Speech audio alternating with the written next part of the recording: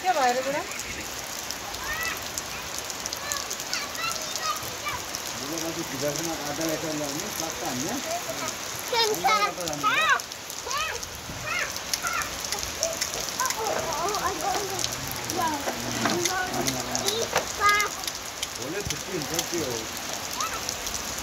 भोलि यस्ता पानी लाग्यो भने रुममा जानु सकिँदैन नि त पुरा चिप्लो हुन्छ पानी पऱ्यो भने त छुट्टी अगाडि पनि हुँदैन भएन भने पर्छ गरौँ ल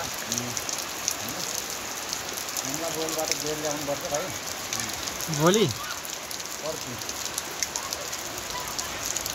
ग्यासको बेर हान्ने मजाले बेलुका हुन्छ बर्थडे त बेलुका हो